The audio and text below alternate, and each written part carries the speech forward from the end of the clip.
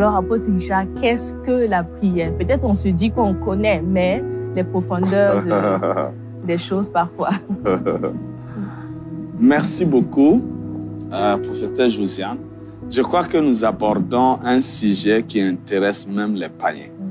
Parce que quand tu prends la terminologie prière, on trouve ça partout.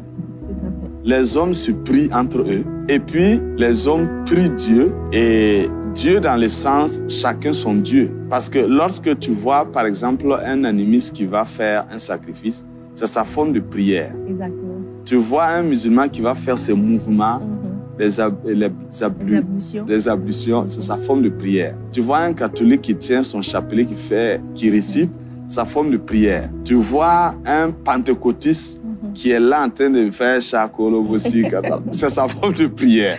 Donc, en fait, quand tu vois aussi quelqu'un qui est dans une situation et qui est là, vraiment, je te prie de m'aider. Il est en train de prier un homme, tu vois. Donc, ça, c'est un sujet qui véritablement intéresse tout le monde. Donc, c'est pourquoi la première question que tu as posée, quand on va donner une réponse, ça va être ce qu'on appelle des réponses bateau. Donc, il va peut-être falloir qu'on circonscrit la définition qu'on va donner à la prière. Parce qu'il y a la prière selon l'homme et il y a la prière selon Dieu. Dans ce que j'ai cité, il y a surtout la prière selon l'homme. La prière selon l'homme, je prie un homme et je prie une idole. Et je prie Dieu de ma façon. Dans le groupe de ceux qui prient Dieu, là, il y a plusieurs manières de prier, plusieurs façons de prier. Et comme à l'introduction, tu l'as dit, les prières ne sont pas exaucées. Parce que peut-être la manière de faire, l'approche n'est pas selon Dieu. Mais si on prie selon Dieu, évidemment, on va trouver exaucement. Et je propose une lecture dans le psaume 65, verset 2, où il est dit ceci. Il dit, « Oh, toi qui écoutes la prière, tous les hommes viendront à toi. » Donc, dans ce cantique-là, David, en chantant, il nous donne un peu une définition de la prière. Il dit, « Oh, toi qui écoutes la prière. » Donc, ça veut dire que la prière, c'est quelque chose qu'on peut écouter. Donc, on peut définir la prière comme une expression de l'homme vers Dieu pour un but donné. Et donc, dans cette expression, puisque écouter, on sait que pour ce qui concerne Dieu, Dieu n'écoute pas seulement nos paroles. Dieu écoute nos pensées. Il connaît nos pensées avant qu'elles deviennent paroles. Dieu écoute nos soupirs.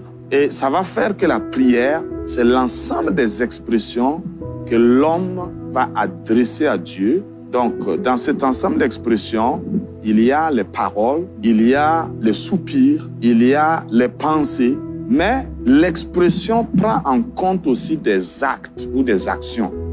Donc, la prière selon l'homme, c'est surtout les paroles. Et quand tu prends la prière selon Dieu, puisque David dit que Dieu écoute les prières. Or, dans écouter, selon Dieu, écouter, ce n'est pas les paroles seulement que Dieu écoute.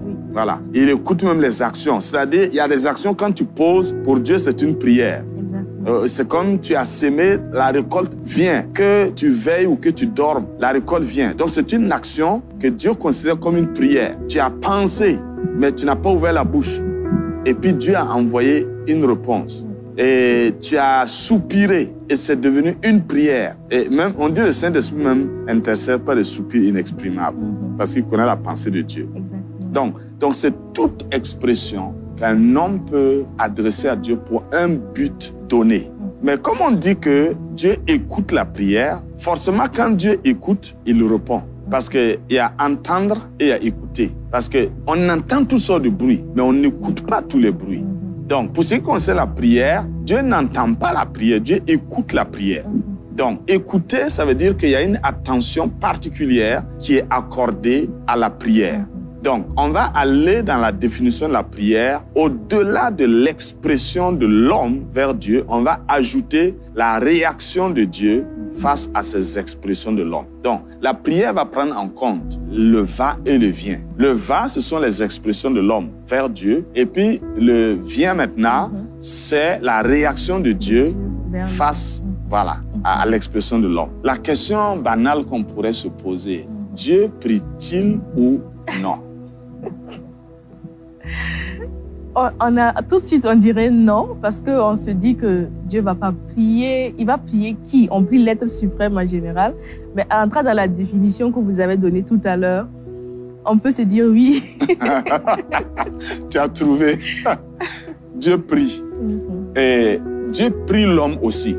Quand tu regardes l'histoire de Moïse, comment Dieu est allé jusqu'à convaincre Moïse pour aller chercher Israël, c'est la prière de Dieu pour l'homme.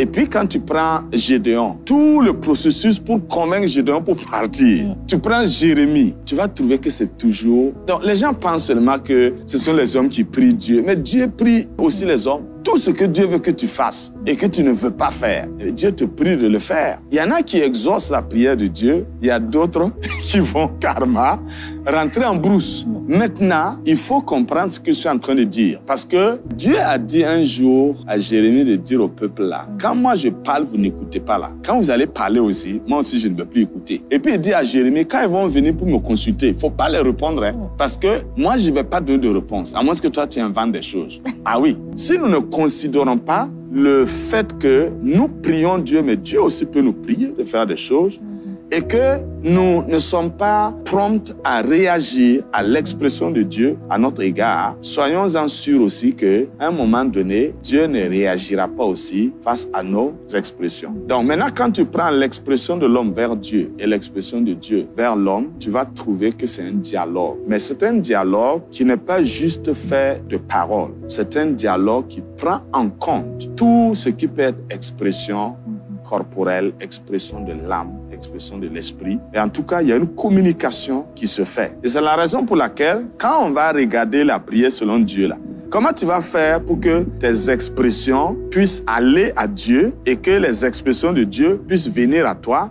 C'est là-bas qu'on va trouver la place du Saint-Esprit. Parce que le Saint-Esprit est comme un manager dans ce flux d'informations-là. Donc, tous ceux qui ne vont pas intégrer le Saint-Esprit vont se retrouver dans un monologue. C'est-à-dire, ils envoient des messages, mais on dirait que ça ne répond pas. C'est comme si le réseau est occupé.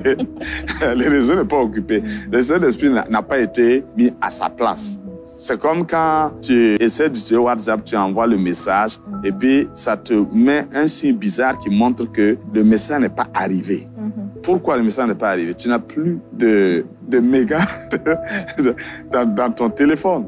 Quand le Saint-Esprit aussi n'est pas dans notre circuit d'expression avec Dieu, ça se bloque. Et c'est de là, en fait, que les déceptions viennent.